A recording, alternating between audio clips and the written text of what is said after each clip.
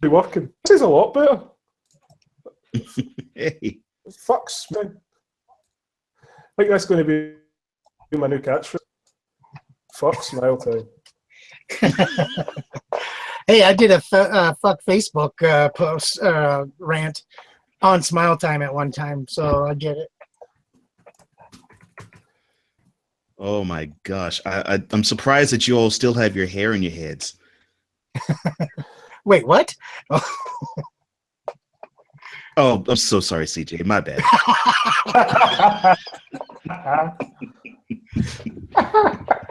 What a dick. I'll be honest, I'm used to it. So, if this is the first time you've ever interacted with me, trust me, this happens all the time with everything that gets fucked. You were a patient man, Drew, because I would have tossed my computer by now. Wow. It's not so much patient, it's just well medicated. That's the way I look at it. Oh my gosh. So let's get into the show then.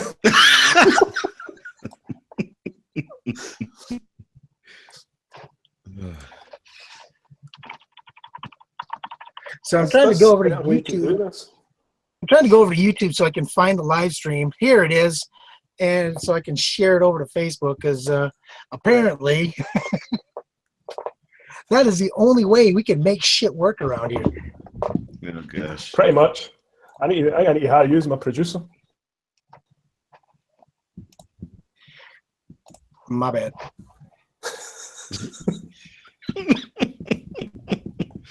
Oh my gosh.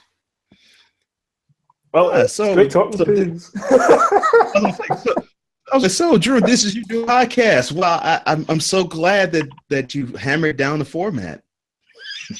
Yeah. Just have Smile Time screw it all up. Okay, that's a good format. Yeah. Definitely. Probably the lime I try to do it through Smile Time. Oh man. That's 2 weeks in a row. It's, the first week it didn't even go live to Facebook. So I had to email them and basically go, I actually get my fucking live stream. So like, oh yeah, look through the records for it for you. So at least they did it, but it's supposed to be an interactive show. Folk can't watch it, it's not very interactive, you know what I mean? Oh my gosh. It was just so entertaining hearing what CJ saying, well, I'm hearing you, Drew, and I'm hearing you, Cole, but we can't hear each other. I was like, oh, this is really funny. Yeah. This is what happens. Basically, we in technology mix. I'd be like the world's shittiest iron. So oh man. and it's also this is basically the most PC show. Which is worrying at times. Because it's like I haven't called anyone the C word yet. Yeah, that's can't wait till that one starts flying. Oh gosh. Yep. So we got this all shared out. So how the fuck you share it? Because I tried to and it just arsed up the way I did it. I just shared the link, which obviously wasn't the way to go. Because it's basically saying, sign in. Rather than anything else.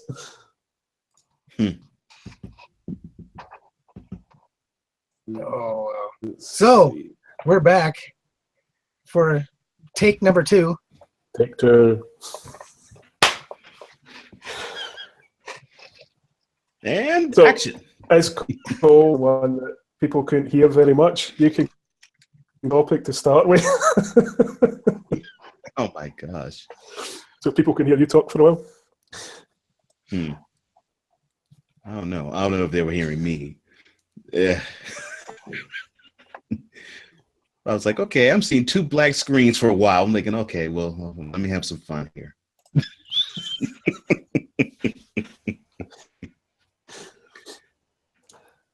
At the end of the day, people can watch these is educational videos of how not to live stream. Yeah. So I'm providing a great service. Oh my gosh. Yeah, that's funny. That probably would be this is how you don't live stream. Yeah. On this episode of 7 Steps, how not to live stream. Why Step learn one. through when you can learn from a fuckwit? Step 1, don't go to Smile to. I'm sorry. Step 1. Step 1, avoid vaguely sober Scotsmen. Oh, yeah, I've been hearing, man, you've been having some issues with starting this up. Last week, you said you had issues, and now tonight, man. Yeah, I had reassurances from Smile Time as well that it was a one-time issue. Well, it's not fucking one time if it happens twice, is it? Well, yeah. It's like what American Sportscaster says. 1 is an accident, 2 is a trend, 3 is a problem. So, hey, you're at the trend part, I guess. It's always nice to be trending. No.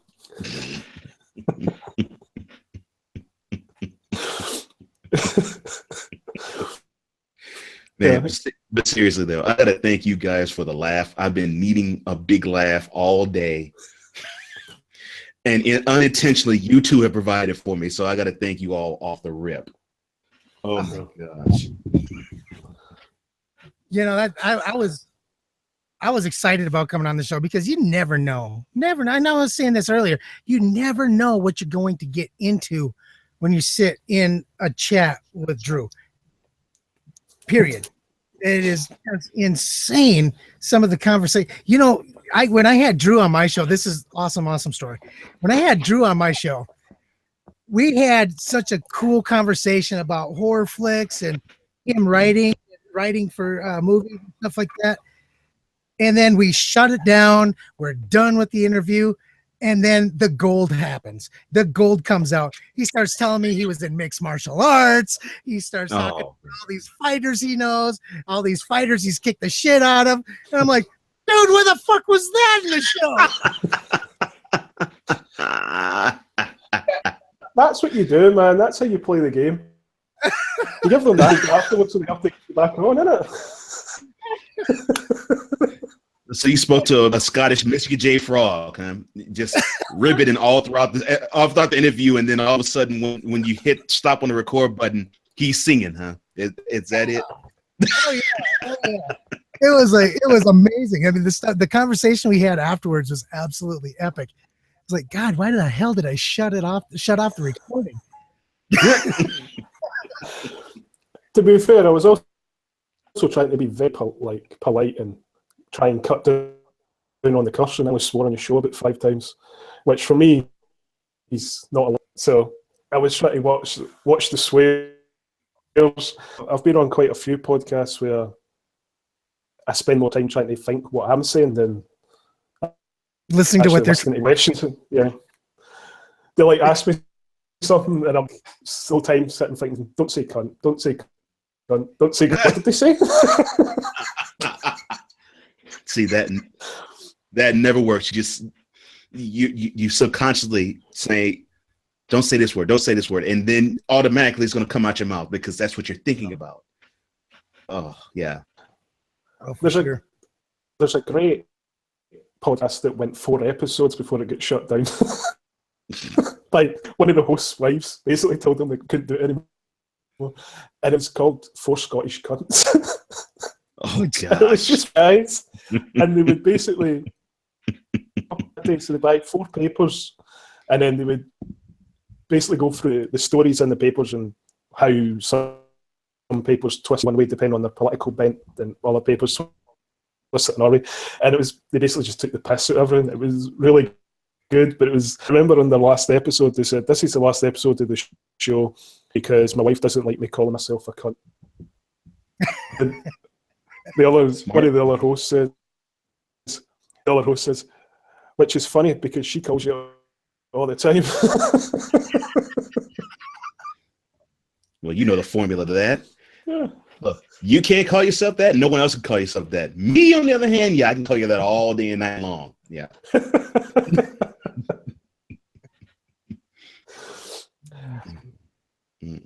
A view.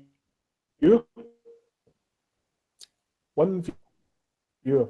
Wonder if that counts one of us, or if it is an actual viewer. Yeah, episode 1. That was the guy that CJ said that one smile time, so I should probably give him more shit when he was watching. He probably wasn't watching that last the episode 2 because he didn't get the notification. His own system broke down on him. Oh. I want to know is how do they find it? I wasn't posting anywhere. So how do you find it? Well, probably because he owns a fucking company and he knows when everybody's going live on his damn pages. He probably said, "Oh Christ, it's that Scottish guy again. We'll just make this time it doesn't post to Facebook after all the complaints the last time." He's like, "Yeah, fuck that cunt. He's out of here." Oh gosh. Lord have mercy. What'd you get yourself into? You were on that live stream that got blocked by Facebook very quickly after it finished going live. Which one was that? The up all night one where we were having some drinks? Yeah. Oh gosh. And I finished down on the floor down here. Yeah. Basically, I was dead. All you could see of me into the show was my hand waving goodbye. No. Oh no. If I remember right, I think I took us out of the show even. You did, yeah. You finished the show for me. Oh Lord. That was, but you know, I tell you what, that was an extremely fun show to do. And the fact of the matter was, we had somebody on the show with us who absolutely was awesome. I mean, I cannot remember his name to save the life of me, but I know what he does, or I should say, I know what he did. And I don't think that hit me until the next day when I was talking to some other guys, other podcasters. I said, "Yeah, I was on the Drew Carson's show the other night, and he had me and another guy." He's like, "Who was the other guy?" I said, "I can't remember his name. I was kind of drunk, but I know he wrote the Die Hard movie." Yeah. He goes, "Oh, you're shitting me." I'm like, "No, I swear to God." I sat there and got drunk with Drew and the guy that, well, he didn't drink because he was all knocked up on Vicodins or Percocets or something. Oh. It was awesome. I mean, getting to hang out and chill and talk and just talk shit back and forth. And man, he really carried it well too. I mean, knocked it apart. He got a lot of shit for that video as well, folk on his Facebook. And he kept Really? Yeah, you can all these funny videos of just like him smoking a big cigar going, like, "I don't give a fuck" written on it. That's funny. Oh, that's funny. Yeah, you probably got a bunch of shit because who the fuck were those nobodies that you were sitting around with? He was out in his back garden filming it, like his big LA fucking mansion, you know. I'm sitting in like a shithole that part of Glasgow, and he's sitting in his mansion. No difference. Yeah. Compared to where he was at, yeah. No. Oh. You know, it's fancy as this place, like this hanging on a wall, so you don't see a white wall that I've got as a back. I've got to have this up so you don't see the shit piled up behind me. And see, I and I didn't follow that formula. I mean, you have a curtain, Drew, and you have a green screen curtain, CJ, and me, straight wall. And you're sitting in your mansion.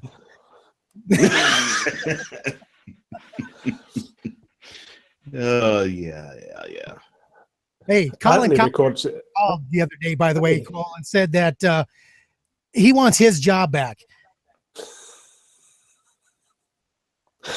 Man, I haven't heard from Colin in a while. How's he doing? I have no idea. I haven't heard from him either. That guy, serious. I stopped listening to his sports show months ago when I found this other show called Cole Sports. Yeah. Poor chap. Heard of that. Thanks familiar. Oh my. Oh gosh. I meant to say, did you have an answer on if you were going to do a separate show for interviews or if you're just going to incorporate all in sports? Not to put your spot in a live stream video or anything.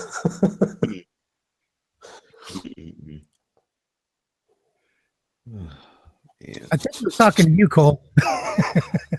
Oh, I'm sorry. Yeah, just sorry about that, Drew. Stuff just flew completely over my head. Happens a lot when I'm interviewing people. I'm listening to you speak, I'm seeing you drink, and I'm thinking, okay. Oh, he is speaking to me. Oh, good Lord. Okay.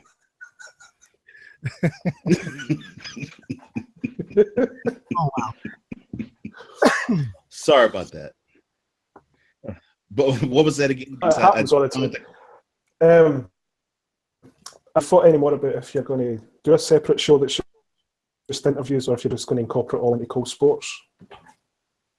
What about it? I'm sorry, you broke your video, your audio broke in and out. Sorry about that. Have you made a decision if you are going to do a separate interview or if it's all just going to be Cole Sports still? I'm leaning towards separating them. Only because what I might do is I may from time to time, if I have special guests who actually are sports-ish in understanding or a sports person, then I'll probably fit them in to a segment on my regular solo show. So I'm probably going to do that. But I'm not sold on it yet from the standpoint of, I don't know if it was you who said this or someone else in the PDC, that I'll have to build a whole new audience and all of that just with a separate show. So yeah, I'm leaning toward that, but I don't know how I'm going to do it quite right just yet. Because I finally got down how I wanted the show to sound. Because I wanted this show to sound the way that it sounds now. So I finally got the sound down. Now it's the proper place to actually have it aired. So that's where I am. Yeah, it's the tricky thing about having a second show or a new show. I went from a show having tens of thousands of downloads every week to the Terra Firma podcast, where episode 1 had 7 downloads the first month. Oh, wow. No difference. So yeah, it's totally rebuilding an audience, especially if you go outside what I know you for. For me, it was, as I was saying to CJ earlier, the Drew Castle had quite a predominantly female audience, where the Terra Firma quite a lot of aged guys that are angry at the world. Listen to my show. But yeah, players just like us. Hey, I'm going to watch the Terra Firma and geek out. Oh my gosh. I tell you what, though, that show, it's a lot of fun. It just, the things that go on Terra Firma, it's something that you can literally just sit there and listen to and absolutely die laughing at certain parts of it. And then there's other parts of it like, dude, seriously, come on now. There's so many different ups and downs to that show. It keeps you really tuned in. You got it. Here's the thing for me. I'm not the biggest horror guy. In fact, for me, most horror films, I'm laughing because I find them all comedic. I mean, even Friday the 13th, I find comedic. Because I'm thinking, okay, the same script's gonna apply to this. Okay, blonde white girl, yeah, she's gonna run for about a minute. She's gonna find a branch in which she's gonna trip over. Then she's gonna crawl to her death, and then the villain's gonna stab her. Okay, seen that. Now I'll say this though, I do like the Friday the 13th series, not all of them, but I do like the Freddy Krueger one because he at least has a sarcastic wit. But the rest of them I can't take. So I'm like, okay, I'm gonna need help to actually get how can I say, interested into the horror genre.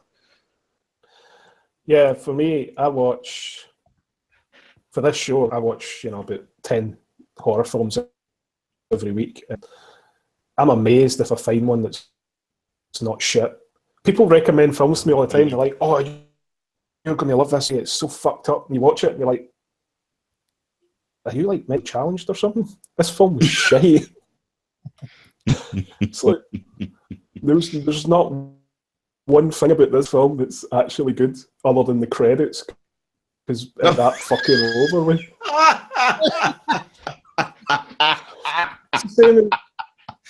Oh, I was supposed to be interviewing Hugh Bob on the show, who directs a lot of video adaptations, and they're all shit. He's like the worst filmmaker ever. And he asked me to review one of his movies. I talked about it last week. So basically, he asked me to review his movie on Amazon, so I gave it like the worst review ever, and basically said he was the worst filmmaker ever. His films are all shit. And then Deep Call, he wanted to fight me and everything. So it was one to the list of people I would fight for $5,000.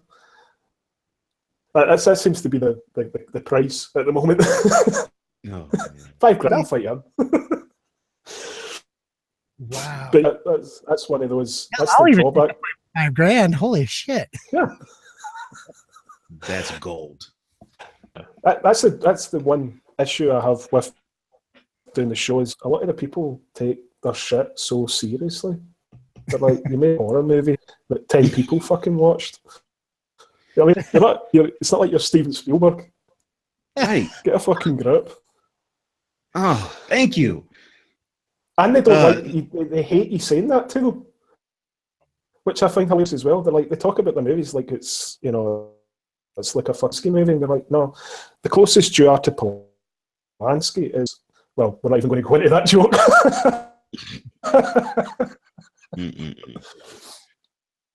Oh, God. Yeah, and that's what I don't get either. It's like, okay, why are you going to take this so seriously? I mean, it's not really all that serious. Yeah, it's supposed to scare you, and if you're young enough or naive enough, it will. But it's throwaway. It's something that's supposed to make you forget 90 minutes of your time in life. That's what it's supposed to do. And to take it seriously and say, oh yeah, this is actually going to be something riveting to me, like it's Gone with the Wind. You're crazy. Yeah. But you got to think about it like this. Podcasters are the exact same way. Oh gosh. You tell a podcaster that his show is shit, he will come out of it again. It's the same thing. I mean, there's really no difference in between a podcaster and a filmmaker. It's just a different form of media. Here's a question for you. How many of you have been approached by people on the PDC, for example, all other podcast groups that are like, if you review MASH, review your show, they're not listening, they're not subscribing to it or anything, they're not giving you an honest review. How many have you been approached by those people, and how many times have you given them an honest review that they didn't like for their podcast? I'll let you go first, CJ. I've been approached by actually several people privately. Hey, can you take a look at my show, or can you watch my live stream? It's my first one, or whatever. Or can you listen to my podcast and leave me a review? And usually I'll listen to it, but I know within the first 10 seconds to 15 seconds of the show what it's going to be like. Now there are some shows that have produced, they've gone to Fiverr or had somebody else produce an intro for them. So I usually try to skip through the intro and listen to when they first start talking. And I'll listen to about the first 10 to 15 seconds. If it sounds good, if it sounds clear, I'll continue to listen. But if it's shit, hey, shit in, shit out, it's gone.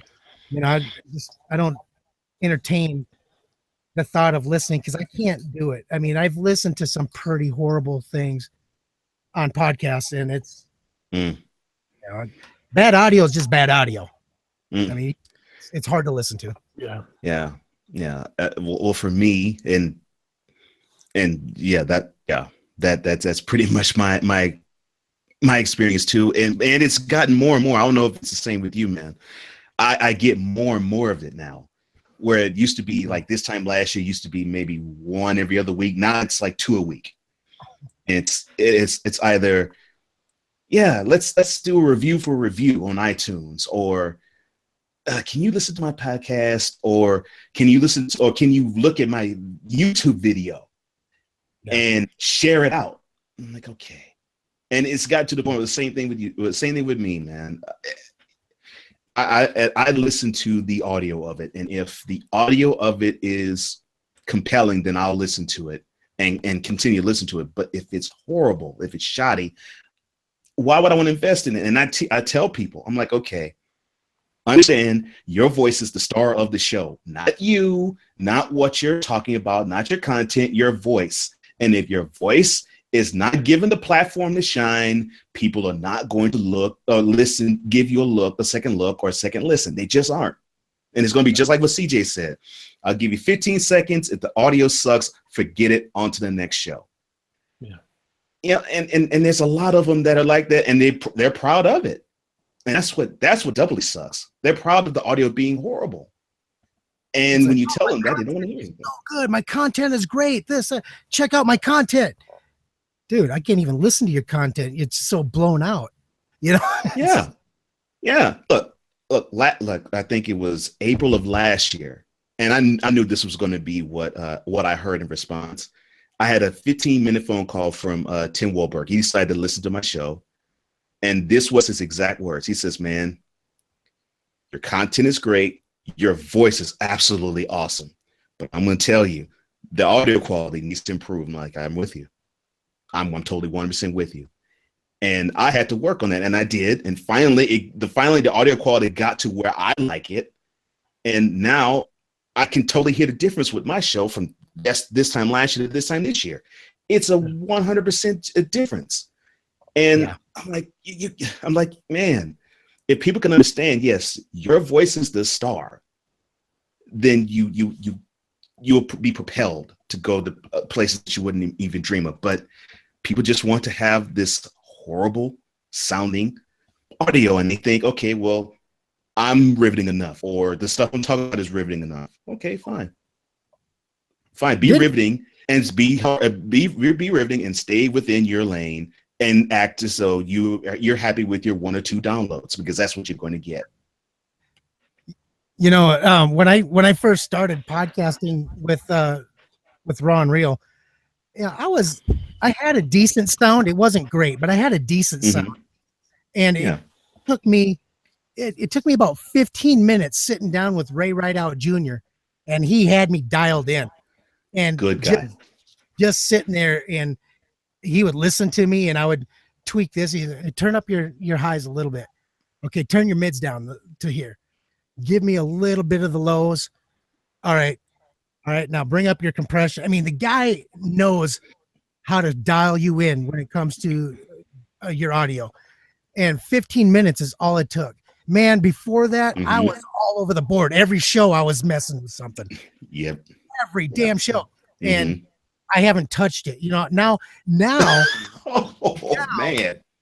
I'll tweak a little bit. Like, now I've developed the ear to where if I have a cold or something and I know my voice is going to be a little bit more gravelly, I'll bring my lows up a little bit to get a little bit of that muddiness out. But man, just working with him for 15 minutes, the guy just boom. So if you want to know anything about audio, if you want somebody to sit down with it, he will take the time and just give it to you. I mean, just no charge. You know, he's like, I'm not a coach. I'm just a guy who likes audio, and he'll get you fixed. Yeah. And he gave me a really good tip too. He said, hey, fist away from the mic, you be great. I'm like, really? And that tip was only 5 seconds. So the guy knows what he's talking about. And well, that's because you guys use an end-fired mic too. Now, with me using this thing, I got to be away from it and turn my gain up a little. Otherwise, I'm popping and S's are all over the floor. So that explains why you sound so much warmer. Because I was wanting to ask how you sounded warmer now. Because I'm hearing your stuff. And I'm like, man, his voice sounds really good. I mean, your voice sounded good last year, but I could tell. I'm like, okay, he did something. He did something in his mix to where I can hear his voice, and his voice sounds so clear, and it sounds so warm. And I love the quality of how your voice sounds now. Yeah, it's just working with Ray. You know, he really, you know, and I got the biggest compliment from him last weekend. We were sitting there talking. He goes, you know what? I listened to a few of your newer shows. He goes, and I've listened to all of your Grit and Grace shows. He goes, man, you need to put that demo reel together. He goes, you're ready. Nice. Put a demo reel together and start farming it out to the radio stations. I'm like, seriously? And he's like, yeah, you're there.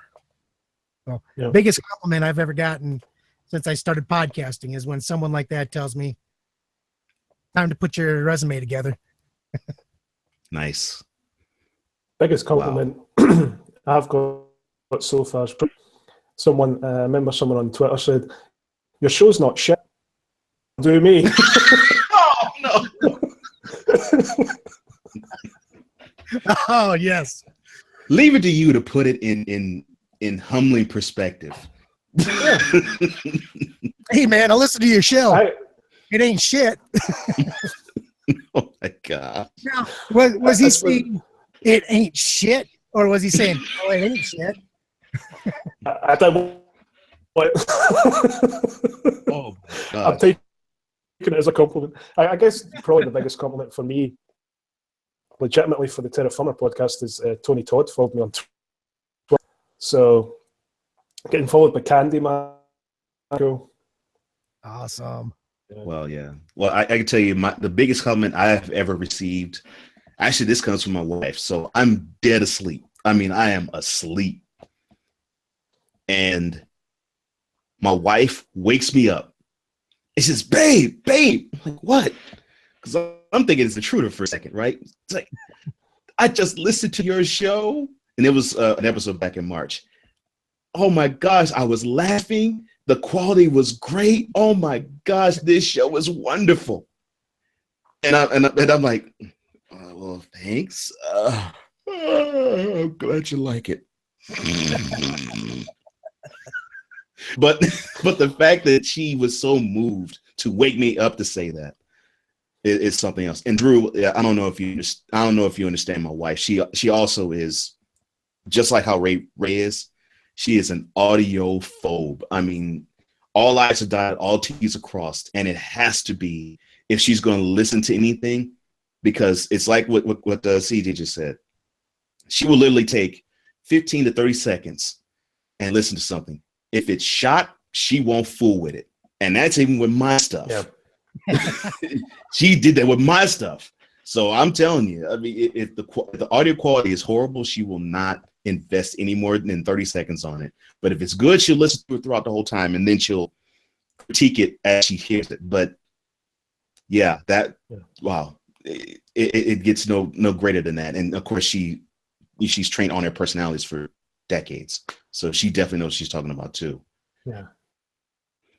Here's a question for both of you guys. So we're all married here, so what? I mean, and we kind of know what your wife thinks, as far because you just told us.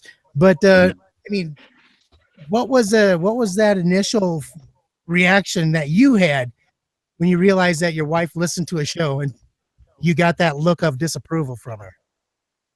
Because I get that every now and then. She just looks at me like, huh.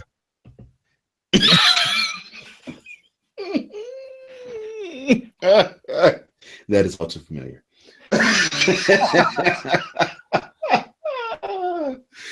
Oh my gosh! What? Well, I do a sports show, so there was an episode where she thought I was getting on an athlete too hard, and she said, "Is there any possible way you can actually clean up what you say?" Now, mind you, I don't curse, I don't say anything horrible. I just talk about what I think, but I don't hit below the belt. She said, it just sounds horrible. I couldn't get past the show. I'm like, what? Now, on the other end, I'm hearing other people saying, oh my gosh, the way you trash that dude is awesome. So I'm thinking, okay, I'm hearing people are liking when I trash somebody, and I'm hearing I suck because I'm trashing somebody on the other end for my wife. So I'm like, okay, let me do this. So I didn't say this to her. So I said, okay, every now and then I'm gonna throw in the opposite end. So now what I do is I sneak in what an athlete does well, and I call it champions personified. So I'm like, okay, I'll sneak that in there. So from that bit of criticism, I decided to sneak in a segment that I do every now and then. But yeah, it's a head shaker for me. Yeah, my wife just doesn't listen to me. Again, leave it to you to just put it in humbling perspective. Well, to be fair, my wife, she listened to like one episode, a part of one episode of Raw and Real, and she was just like turned off. This was early on. This was back when the show was starting off with the guest saying, "Fuck that person," or just it was kind of like the wild, wild west of Raw and Real. Now she won't even entertain the thought of revisiting the show, even though there's very little cussing on Raw and Real now. There's a little bit still here and there, but there's very little cussing on Raw and Real. The show actually follows the story arc, and everything is designed. The show is actually designed now to make that person share their their personal side of their journey. Now, Grit and Grace, on the other hand, she watches that one. And now that show is meant to shock and awe people. It is meant to say the things that people are afraid to talk about. However, here's where it really backfires on me. When I say something that I believe and truly believe, she's sitting there listening, and in the comments, she throws a shot across the bow. Uh-oh. Yeah. So ouch. It's a lot of fun knowing that she listens to the show, but it also, like, for example, when we talk about sex or something like that, I think you should be talking about that with another woman. No.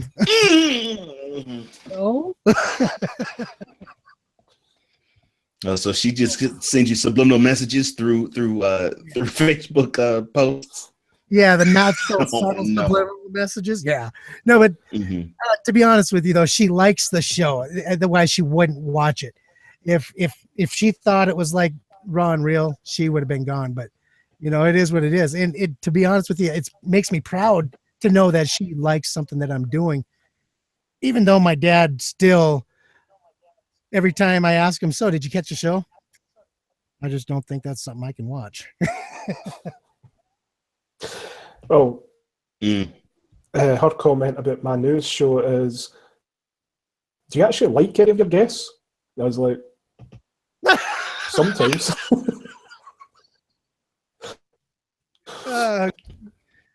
She's like, it's like you're trying to pick a fight with people all the time on that Terraformer show, Andrew. What's that about? Some people are arseholes, and I call them on it. That's basically what that's about. Oh, wow. Yeah, I think. So did you watch episode 1 of the show, Cole? I didn't. Not to say that. A good decision. That was not a good decision. No, oh man. It wasn't terrible. I was a little hurt. I wasn't hurt. I was a little hurt because I felt that, Drew was cheating on me with Scott and Anthony, trying to get some brownie points in the PDC or something. I don't know. But I thought it was funny. I had to laugh at the 50-57 mark in the show. Yeah, they decided they were just going to trash the hell out of me. I thought that was kind of funny. Why? And huh? That's Because I'm a why. prick. Because I'm a dick. I mean, that's okay.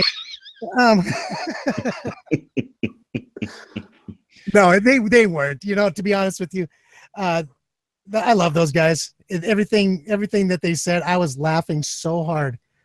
I was at work listening to this, and my coworkers. I had 3 guys working with me, and we're doing sheetrock in a house, and I have the phone sitting on the counter, and one of the guys, he's from Gillette, Wyoming. He looks at me, he goes, "Are they talking about you?" Oh gosh. I said, "Yeah, they're talking about me." He goes, "Who the fuck are you?" Oh. Oh. So I said, "Apparently I'm some asshole that spams the shit out of everybody's posts on Facebook." He's like, yeah, you getting hate from across the pond. Something must be up with you. So that was interesting, to have people at work just kind of catch it. We're kind of doing our thing, and the way they heard it, and they hear Scott say, "Yeah," and Ripper, that motherfucker, or something to that, and they just their heads just all turn at me all at the same time. Are they talking about you? Yeah. Oh gosh. Yeah, it was Oh my. an show to do because I found that I never wanted to know, like how podcast naked in his closet. Mm-hmm. Say that on a live stream. What the fuck? Dude, I can't unhear that. Why'd you share that again? Yeah, talking about mankinis and stuff. You're like, what? This is taking a weird fucking turn. Oh gosh. Oh man. Call Scott out on the fact he's no published episode I did when we had a podcast pay, but apparently this episode, I don't know how much of it will actually be there because I just basically called people out on You stuff. Yeah. Oh wow. I have a I don't really give a shit type attitude, but one of the things I hate is people that bullshit about like these podcast gurus that are going to fix your show for X amount of money, and their show has like less than yours does. You're like, what the fuck are you going to fix it? And You know what I mean? Andre Kane, you know what? Andre Kane started this a few months ago, where he started talking about people's numbers and his numbers, this, that, and the other. And I got to that point where I was like, dude, seriously, you're talking about numbers that are completely out of whack when you're saying, oh yeah, we got this many downloads or that many downloads, and yet you're whoring your shit out to like 100 online radio stations. Online radio isn't fucking radio. Get that first of all. Online radio is not radio. Terrestrial radio is radio. Online radio is just live podcast. That's it. You're nothing special. Otherwise, you'd get paid to do this shit. However, congratulations on all those damn downloads. Cool story. I don't know where they came from. I don't know who you had to blow over at Lips and Ramos, but yeah, I mean, if that's the case, if you're paying off someone, Dave Jackson, to get higher downloads, I don't know how to really put it out there that it as bluntly as I can like that. No, to be honest with you, I mean, the fact is, when you post numbers, it doesn't make any fucking sense to pump up your numbers, this, that, and the other, because truth is, the only people that it matters to is you. I could give a fuck less what your numbers are, because I'm just competing with what I did last month. I could care less what you did. Well, I'm glad I'm glad you said that because that's exactly how I think. And it's no shade to anybody else. I mean, hey, if you get 2, 3, 4, 5, 6,000, 10,000 downloads a month, I'm happy for you. Yeah. I haven't gotten there yet, but you know what? I'm striving to get there, and the only numbers that matter are mine, and I agree with that. I'm only competing with one podcaster, and you're looking at him. I'm not competing against anybody else because I want everybody else to shine. I want all the other podcasts that are quality to actually have their audience because I'm trying to carve out the lane for mine, and to lord numbers over the rest of us to say, oh yeah, I did this. Yeah, that's not really a good thing. But I look over that too because I'm like, man, I got my own show to worry about. And that's really all I care about. I just want my show to get more downloads next month than this. And I'm hoping that I get more downloads this month than I did last month. That's really all I care about when it comes to numbers. I'll be honest, when you post like that, I just think, good for you, fuckwit. Some people listen to stuff. Gives a fuck. And see, I see my tongue just can't go that route. But you say, but Drew, you say it in you say the words that I can't say, but you say it in the most perfect way because that's exactly how I feel. That is exactly Scott's how I feel. have a special way of cursing that nobody else can. It's second nature. It's how we just talk like this all the time. We don't put emphasis on curse words or anything. It's just the way we talk. Oh Lord! You hear old grannies in the street swearing constantly. You know what's funny is they grow up. Curse words are their first language. All the other words that we understand, that came later. That came way. You got to remember, it's our only way to get to basically butcher the English language is to make words up, use curse words, missay things. We annoy our oldest enemy, innit? See, they're still rebelling against England. All these years later, they still don't want to adopt the English language as it was meant to be spoken. Well, yeah, Brits, and I know we're not talking to a Brit, we're talking to Scott, but Brits think that we're low class when it comes to language anyway. So yeah, well, I know there's a lot of jokes at the moment about obviously the American president and stuff, but the way I look at it, you look at UK politics, their prime minister's a fucking idiot. Shit she's come out with recently. She used the terror attack that just happened on one to fucking push some policy. You're like, what the fuck's that about? That is scary. Just how she has dealt with that stuff, and I mean, it's been going on since March. Man, I'm like, man, that's your head of state. I'm not digging that.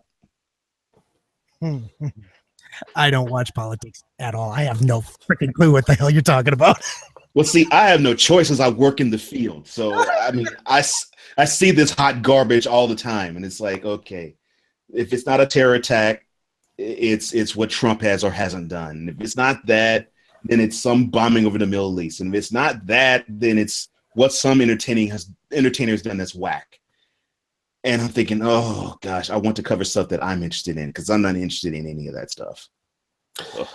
Yeah, that's the one thing that pisses me off with Facebook. You're going through like your feed on Facebook, political comments or some shit Justin Bieber's done, and it's like, they look like someone that gives a fuck what Justin Bieber's done in his life. Yeah, good for him. Is he not supposed to be a fucking musician? He's played a musical instrument. That's like his fucking job, man. Yeah, I'm thinking, a musician actually playing an instrument. Wow. It's like saying a taxi driver drove a car. It's like, yeah, that's what I can do. Yeah. Oh. Exactly. It's that type of mind-numbing stuff that I gotta hear and read through, and sometimes write. Ugh. Not me. Yeah. I can't. Lucky you, CJ. I left the Lucky you, military. bro. I left the military. The only reason why I watched the news, followed the news when I was in the Army, is because I wanted to know if something was popping off, so I could at least Mhm. prepare myself in Mhm. case the call came in and says, "Hey, you're deploying." That was the only reason why I listened to the news or watched the news. Now that I don't have to worry about that, I could give two shits less. They could put a Smurf in the Oval Office, and I guarantee you, he's not going to screw up my life any worse than I could screw my own life up myself. Well, the Cheeto's doing a good job of it, so Yeah. Right? He's trying to drive this train right straight to hell. But yeah. we give the keys to the train to everybody who wins that office every 4 years. It's their train. They can do whatever they want with it. As long as they uncouple the cars called the United States before they hit rock bottom, I don't care what they do. Oh, yeah. Just pull that. I think the difference between the UK and the US when it comes to politics is we look at politicians as civil servants, so they work for us. We look at them like they're the butler or something. Yeah. You know what I mean? It's like they fuck up. We're like, yeah, we can just get rid of you anytime. Whereas I think in America, there's more a grandstand to being president. You know, and like we're like it's just like you fuck it up, you're out of it. I think that's the difference between the way we do politics. Well, the big thing here, the thing that a lot of people don't get, the blame for anything bad always goes on the president. So it does not matter. You can be Barack Obama, you can be Clinton, you can be the most popular presidents you could be George frickin' Washington. If something bad happens, it's your fault. If something good happens, Congress did this or the House, but it's those people that are controlling. The president is just a fucking figurehead. He has no individual power. He does not make the damn policies. Oh, the Obama, what do they call that? Obamacare. Obama didn't come up with Obamacare. No, that was actually in place years before he did something with it. Yeah, it was just his advisors that actually put it together in a little pamphlet and said, "Hey, put your name on the top of this. Hey, look at this. We got this pamphlet. It's called Obamacare." And they picked it out to Americans, and Americans either loved it or hated it based on what political side that they felt. Yeah. So that's what's fucked up with the American system. It has nothing to do with the guy that's in office. It's the fact that people on the left and the right can't freaking see 4 inches in front of their face and realize that they do, like over in the UK, the people have the right to be able to say, "Screw you, we don't like this shit." Yeah. Get the hell out of there. Yeah. And that's the thing, Drew, about the US. For some reason, we all seemingly have to be all about the elephant or the donkey. And it's like, okay, I don't rule my life on a political system or political party. I could care less if the commander in chief is conservative. I could care less if he or she is liberal, just as long as they do not influence my house. And if they do, I'll find a way to circumvent that. But if they don't influence my house and they don't have any enemy coming knocking on my door, I'm good to go. I don't care what affiliation they are. But what is so maddening to me is that every 4 years, and it rarely is for mayoral races, it rarely is for gubernatorial races, and it almost never is for the Senate or the House, both in the state or in the federal system. It is always the presidential elections every leap year. It seems as if people forget their humanity every single leap year. And it's as if you are against a candidate, you suck to that side. So it got to me, I think about 2008, to where I said, you know what, I'm not going to be affiliated with either party. And my wife doesn't like that. I particularly do not care. because I just see the crap for what it is. And I'm like, no, I'm going to see which side is better or which person is better for me, for my house. Because if I decide on a political system or a political party who has my interests, no, I would fail every single time, even if they are the winning side. It just doesn't work. It doesn't jive. So I'm like, no, I'm going to be an independent. And I'm going to stick that way because I'm going to keep my sanity. It's ridiculous. It's ridiculous. Yeah, I registered as an independent in our system or in my community here. And the funny thing is I went in, they said, what party affiliation would you like to register for? I said, independent. Oh, I'm sorry, you can't do that. Right. I said, I hate that. I can't do that. Well, you have to be a Republican or a Democrat. I said, no, I don't have to be either or. I can be whatever the hell I want. I want to be an independent. Yes. And she says, well, I'm sorry, we can't register you then. I said, all right, see you later. And I walked out. I didn't register to vote because I couldn't register as an independent. I'm a GDI for life. Goddamned independent. Yes. 100% with that. That's one thing I don't. Me too. That's one thing I don't understand as well is they having to register what party you're with because over here, who you vote for is your own business. I mean, so That's in the not little supposed to be. ballot box, you put it in the fucking. That's you. No, you voted for. You could have voted for some lunatic guy. There is an actual political party in the UK called the Raving Lunatic Party. They're all mental. Nice. They dress like clowns and Nice. stuff. People vote for them. It's fun. So you can vote for that. No one knows. I'm going to vote for Yeah, Red Skeleton. You know what? Yeah, Go ahead, Drew. I was going to say I'm quite open about for stuff. If people ask, I voted for the Scottish National Party all the time. Some of the times I vote Labour. I don't vote Tory because I'm not rich or an arsehole. And I don't vote Liberal Democrats because I like my vote to count. So that's basically summed up. See, I wish I could have more enlightened individuals when it comes to politics like you guys, because it's like, okay, what are you? I'm like, no, I'm neither one, because both sides absolutely, positively suck. Yeah. They just do. Like In fact, over here and you got the welfare over there. right. I mean, it's middle class guy. Yeah, I mean, I'm sick of hearing that you got to vote for the lesser two evils. Well, how about voting for no evil at all? Yeah. You know, because the best candidate I have heard in the last 12 years, and too bad that it couldn't go all the way to the general presidential election. This was back in the primary season where they were saying, well, who would you like to be president? So they had, I think, 40% say Donald Trump and like 45% say Hillary Clinton. And the other 10 to 15% was for these nuts. I'm like, that these nuts should have been.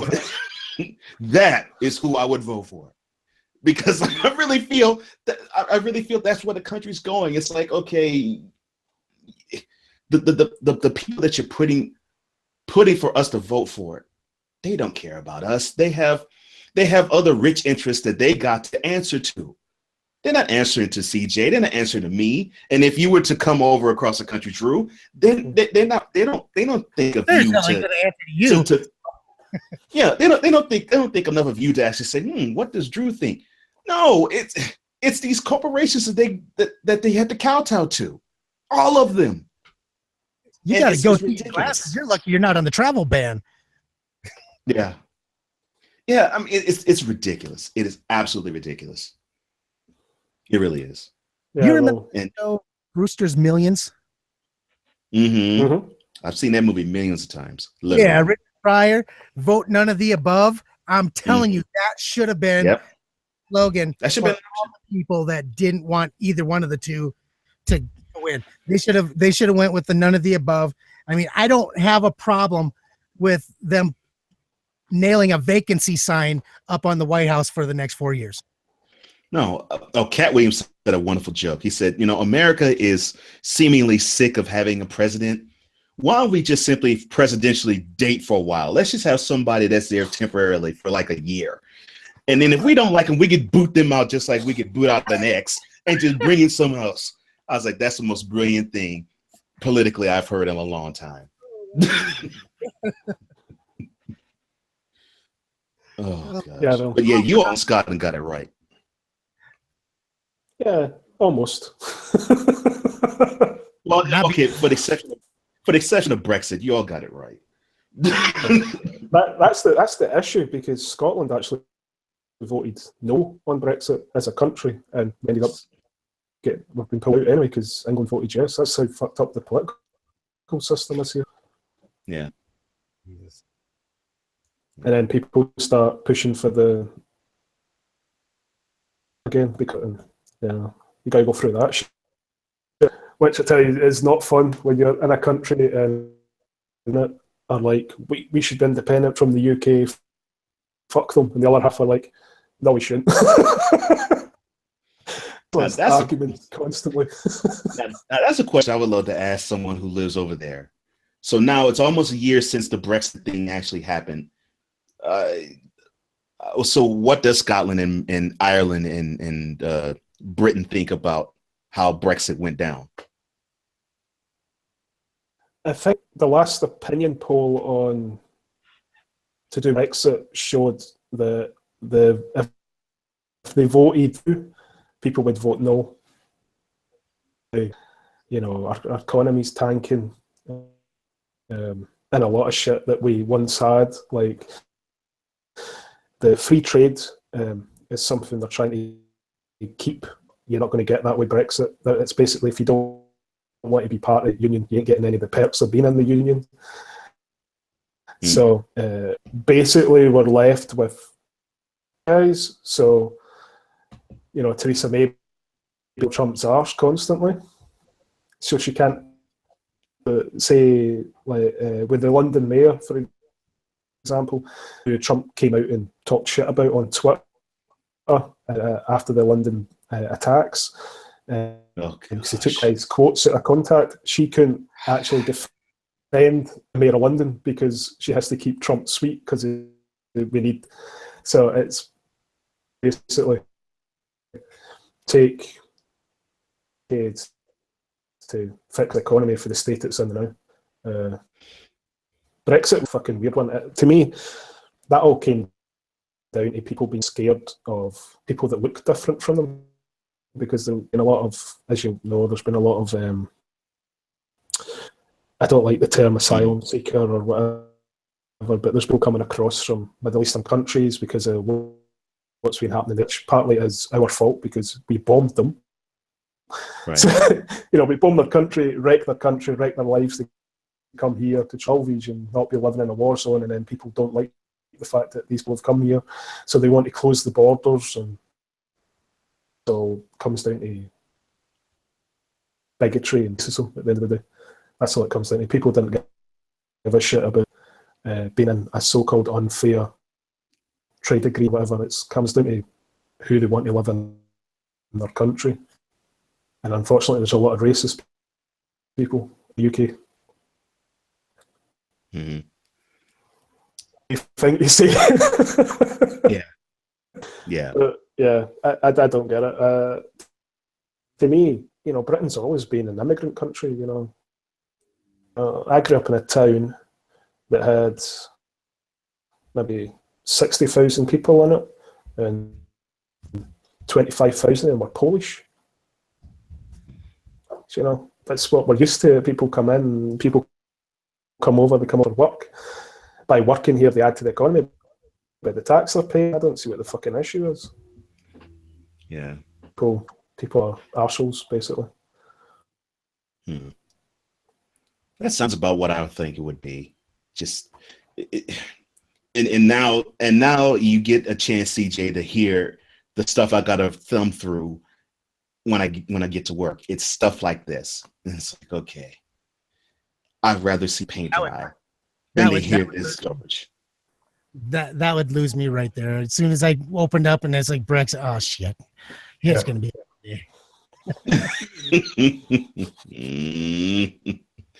Yeah.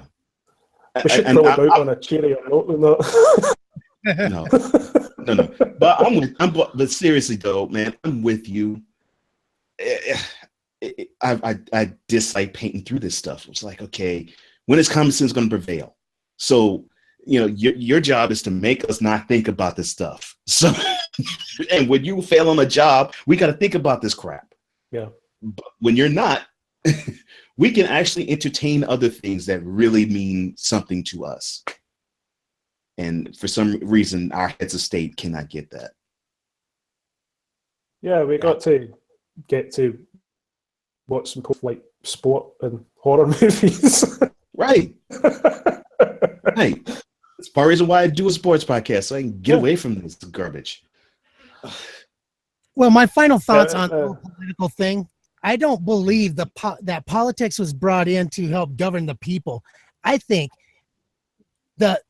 most people, their favorite thing to do in the world is to bitch about something. And politics was designed to give people something that they can constantly bitch about. That way it keeps the people happy. That is what politics is for, just to just so people have something to bitch about.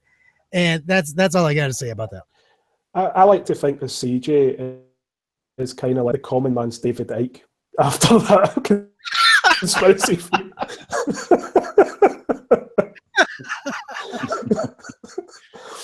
No way. And you know what? And you know, I can't disagree with bitch about stuff. Yeah. And you know what? I can't disagree with a single word you just said on that. I really can't. Because it's like people just they just want to find ways to gripe about something. Like, fine. Yeah, have your way. You're right. You win. Fine. And I'm getting that way more and more the older I get. I'm getting more relaxed now. You look at the whole smile time issue tonight, years ago, there'd probably be like a hole in the wall over there where my computer would be. Why do you have a curtain over there? Because I got another hole in the wall. Fuck you. I'd probably be out in the street punching somebody and I just happened to walk past at the wrong time. But it's funny y'all say that, but that's how ridiculous politics is. Yeah. Oh, great. My car will start. Man, it's Obama's fault. Oh, man, I got a pothole in the street. Oh, it's that Cheeto in office fault. I'm like, it's ridiculous. Oh, God. Oh, my God. That's funny. At least it's a time to work a golf game. What about your golf game? At least Trump's had time to work on his. Oh gosh! Here's the funny thing about that. He was getting on Obama about a golf game, and now almost every weekend he's on the links. I'm like, come on, dude, really? It's a golf course in Scotland, and on a constant basis, people are spray painting Trump as a cunt on the side of the clubhouse. I know he did ingratiate himself with that course when he was over there last summer. I remember that. No. So it's gotten worse. Oh, that's funny. Yeah, that is hilarious. A lot of it stems from the fact they stole houses from people. They kind of blackmailed old people with houses or things like same issue over here. Yeah, same issue over here. Same issue over here. Yeah. Not invited by the Scotland. Our First Minister came out and went, I don't want. She'll wait for the next president, which I thought was quite funny. Yeah, well, there'll be almost 4 years for that one. Yeah. She's like, yeah, I don't want that guy coming over here and grabbing my pussy. Oh, God. She'd probably knock the fuck out if he tried. I'm surprised. I'm surprised you don't have those in Britain and Scotland holding up signs saying, "Yeah, this vagina bites back." I'm surprised you don't have that.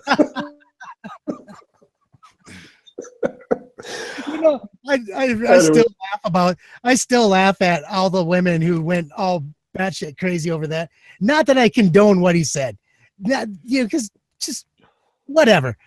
Yeah. The thing is, though, is all these women that went absolutely crazy over that comment, when I know that they have sat around with their girlfriends drinking wine at a passion toy party saying way worse, way worse. Oh Lord. Yeah. Yeah. Heck, I could give you a podcast where I have heard way worse from 4 women. I mean, and not worse from not entertainment standpoint, but worse from the standpoint of, oh my gosh, this would hurt somebody's ears. Just with the stuff that's coming out of their mouths. Yeah. Right. Yeah. Oh yeah. It's nuts. It's nuts. The double standard. It's the double Exactly. standard. And you know, that double standard is exactly why we started Grit and Grace with it's just those standards. We want to bust through those things. Yeah. We want to crush all that crap. Mm-hmm. I think it's Yeah. about the time of the show. We're in their shit so we can wrap it up. Thank Like God. segment out of the show. Straight off the bridge. Oh my. Hit the steamboat underneath us. Sank the submarine underneath that. We hit every freaking mode of transportation all the way down and crushed them all. Pretty much. Oh, geez. No, this was fun, Drew. Thank you for inviting me Yeah. on. I had so much fun. It Yeah, was great. yeah. I did too, Drew. Thank you, man. Thank you. And look, I always enjoyed, sharing time with CJ because great guy. I've known him for a year, man. I mean, the dude is money, and I'm honored that I'm on your show. So thank you, Drew. Thank you so much. Thank you. It's not often people say that to me. Usually it's threatened me with legal action if I put them on my show. Oh gosh. Mm. Well, it's been an absolute pleasure talking to the both of you. I want to thank you for coming on the show. And people should check out Cole Sports and Ron Real and Grit and Grace. If you get any other shows, CJ, that I'm thinking that you had another one on Smile Time at one point, didn't you? Yeah, I had one on Smile Time, but they fucked me. So I'm joining the hashtag fuck Smile Time revolution with Drew over here. We should get the guy that runs Smile Time on the show. An episode I called have Fuck had him Smile Time. I have had him on my show. That's what's really bad. I have had Alex Kruglov on Raw and Real Live. The funny thing is, that was the only show I never had a single technical difficulty. Interesting. Right? I wonder why. Oh gosh. No, it's been an absolute pleasure. And I do want to say one thing to Scott and Anthony out there. I don't own a single gun, guys. Not one. I don't need them. Just got these right here, baby. No, I'm just kidding, guys. I would never come track you down at your house. I would never come to knocking on your door and drag you outside. I would just do it in your living room. See you later, boys. So in Canadian speak, Scott, CJ just said, "Sun's out, guns out."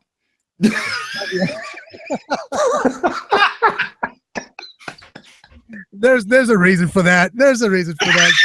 Listen to the show. Start the show. Start episode 1 at 50:57. You'll know exactly what I'm talking about by the end of 58 minutes.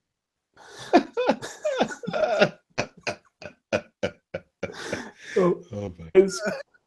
See you, Drew. See you, TJ. see ya.